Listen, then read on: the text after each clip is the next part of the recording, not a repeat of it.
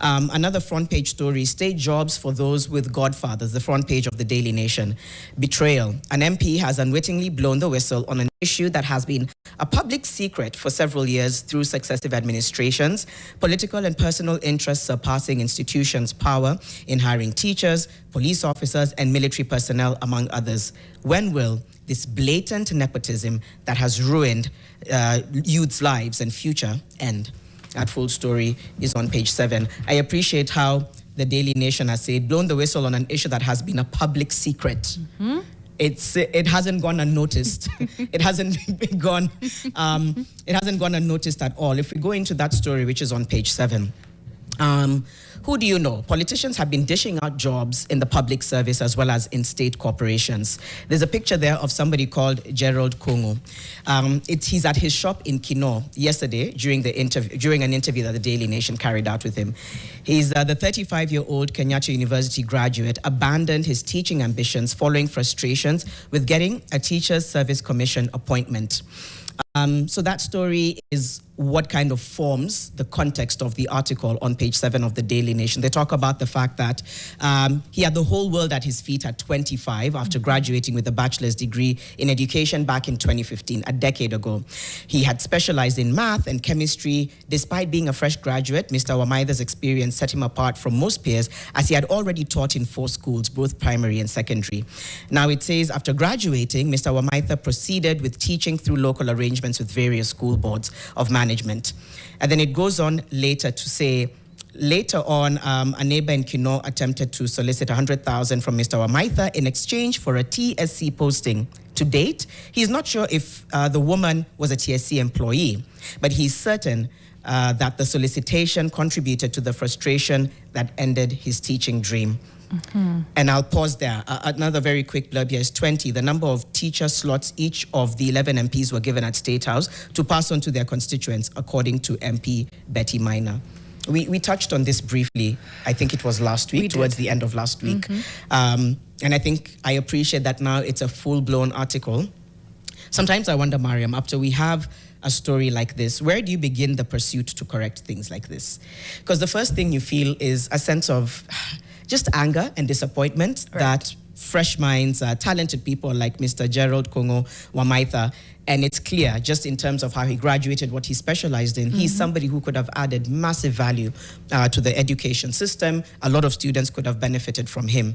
He's running a shop. It's been 10 years. He doesn't see himself being able to get a job. Right. So sometimes I say the first thing that I usually feel is anger, which isn't necessarily a bad feeling. How do we then direct it? How do we call for the kind of accountability that will put an end to this madness? What does that accountability look like?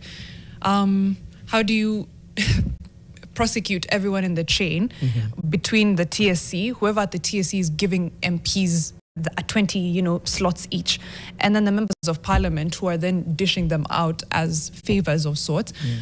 Everyone in that chain of corruption needs to be held accountable.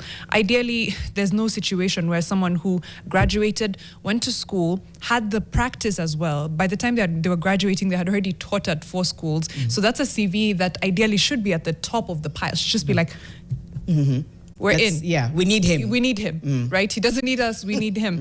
But someone like that is asked 400,000 shillings to get a TSC posting and finds it hard to even be able to get that kind of money. This is after you've already invested heavily in your own education. Now again, you need to bribe to get a job, and then you start off on the wrong foot because you're paying student loans probably. You have a HELB loan, you may have others, your family could be depending on you. Now you need 100,000 shillings to secure a job, so that whatever salary you get first, you're still paying off this 100,000 and all those others.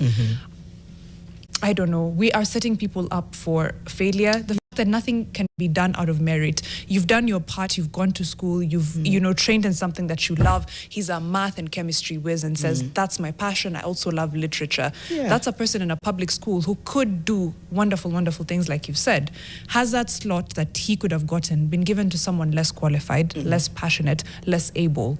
And he's one of many. It says here, Mr. Mudhoni's ordeal which is another story, because it says here Ruben Gige Muthoni was among those shortlisted during a 2023 KDF recruitment exercise. His biometrics were captured and Mr. Muthoni surrendered his identification card with the expectation that it would be replaced with a KDF badge. He has never received any further communication and his ID card is still in the hands of the military 2 years later.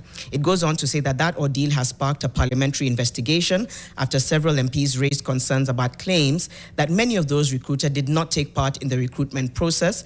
The Defense and Foreign Relations Committee of the Senate has been tasked with the investigation.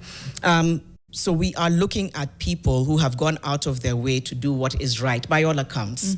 But 2 years, 8 years, 10 years later, do not have an answer as to what happened, how their qualifications are either set aside in order to promote people because they have the quote-unquote godfathers. So I'm glad it's opened an investigation. Maybe it's to follow that paper trail and say, we have to.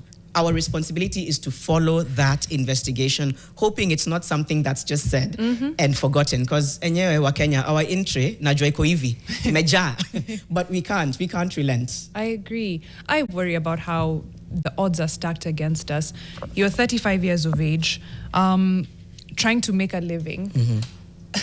The people who are supposed to be retiring are saying, no, we can't retire. First of all, they're not paying out pensions to retirees, so why should I be the one to retire now and lose a source of income? So people are staying longer and longer at jobs. So the number of jobs that are available year on year is reducing.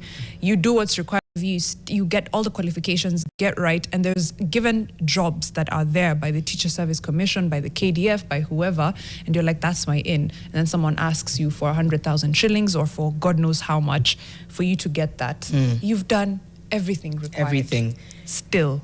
And so when we think about the temperature in the country, these are the things that I hope we can hear from the government spokesperson. Are you aware that people are trying their best? And when you see an outpouring of anger and frustration, it's not coming from nowhere. It's coming from a place of, I worked so hard, I put everything in, only to be met with either a call for a bribe or rejection or not any answer at all. So we have to be, I think, relentless in the pursuit of these things.